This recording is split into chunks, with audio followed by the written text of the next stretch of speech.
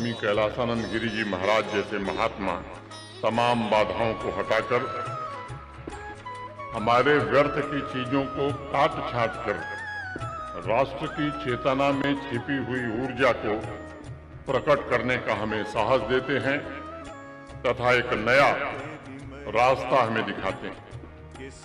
हमारे यहाँ तो हमारी संस्कृति में कहा भी गया कि मही यज्ञ सम रपसुदा, अर्थात देश यज्ञ भूमि, देश की यज्ञ भूमि अत्यंत उपजाऊ है।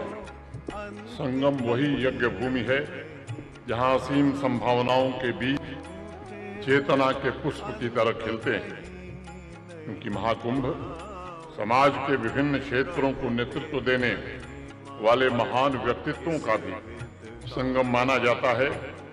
और इसलिए महाराज जी से मैं 2-3 प्रार्थना करना चाहूंगा। आज यहाँ पर पूरे महाकुंभ क्षेत्र में स्पिरिचुअल लीडर्स हों, साइंटिफिक लीडर्स हों, एजुकेशनल लीडर्स हों या इकोनॉमिक लीडर्स हों, ये सब इकट्ठे हुए सांस्कृतिक, आध्यात्मिक और राष्ट्रीय विकास के योगदान में इनका जो योगदान हो सकता है, मैं उनसे प्रार्थना करना चाहूंगा। ये सच है कि राष्ट्र की निस्वार्थ भाव से सेवा वही कर सकता है जिसमें वास्तव में अध्यात्म की गहराई है, जिसके विचार और चिंतन वास्तव में बिल्कुल शुद्ध हों। ऐसे व्यक्तित्वों को मिलकर समाज में, राष्ट्र में इंसान के बौद्धिक और आध्यात्मिक आयामों को जागृत करने का काम स्वामी जी के नेतृत्व में प्रारंभ होगा, ऐसी मैं प्रार्थना करना चाहूंगा।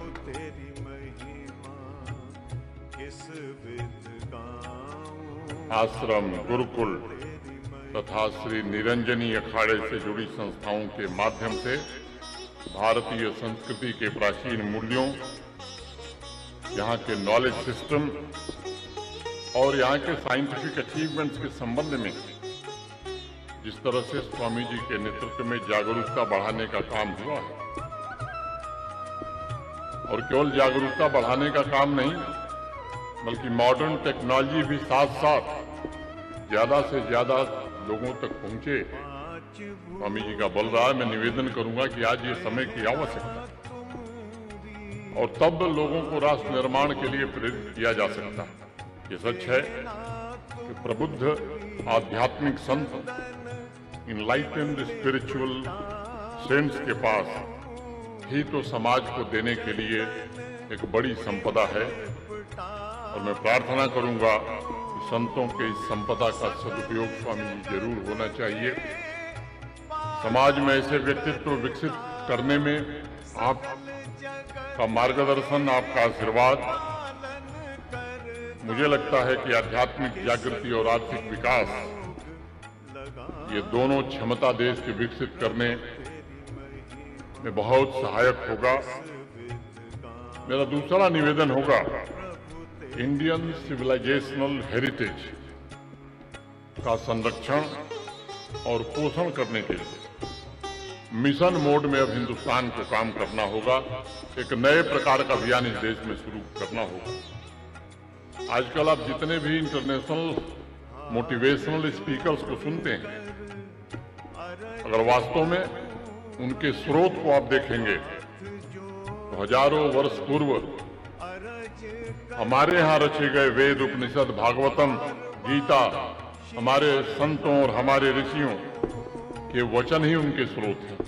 और मैं स्वामी से प्रार्थना करूंगा, स्वामी जी देश के सभी आश्रम और गुरुकुल अगर रिसोर्स सेंटर शुरू करते हैं तो मुझे लगता है कि इससे पूरे दुनिया में एक अच्छा वातावरण बनाने में हमें सफलता मिलेगी और भारत के विश्व को दिए गए अनमोल उपहारों की जानकारी पूरी दुनिया को हम उपलब्ध करा सकें।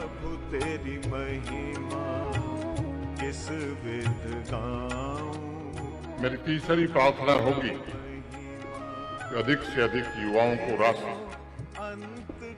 निर्माण में या राष्ट्र निर्माण के इंटीग्रेटेड मिशन से जोड़ने की आवश्यकता है। और उसके लिए मैं मानता हूं कि संतों का जो योगदान होगा वो सबसे अद्भुत होगा। और अंतिम और चौथा निवेदन मेरा स्वामी जी से होगा, सांस्कृतिक आध्यात्मिक संस्थाओं का जो मूल आधार है, मैं मानता हूं वो 3 E's पर आधारित है: एजुकेशन, एक्सपीरियंस एंड इनलाइटमेंट।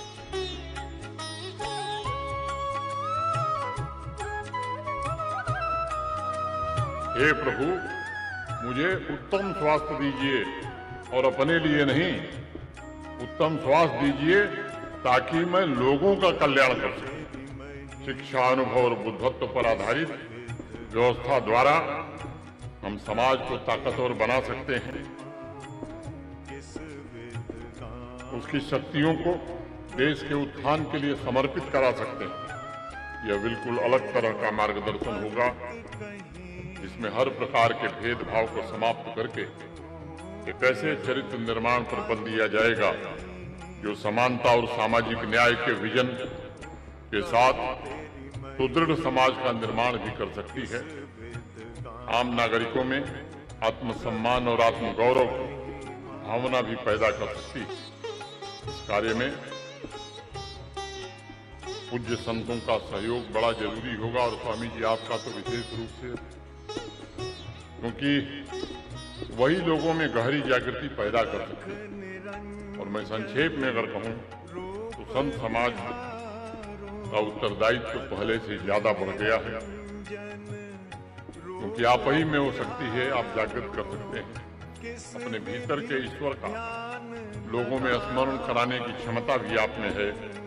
कर्म पथ पर चलने के लिए प्रेरणा देने की कला आप में है, और इसलिए मैं प्रार्थना करूंगा कि ऐसी जागृति बड़ी से बड़ी मंजिल को आसान बना सकती है, जो सभी को समान अवसर और स्वतंत्रता प्रदान करेगी।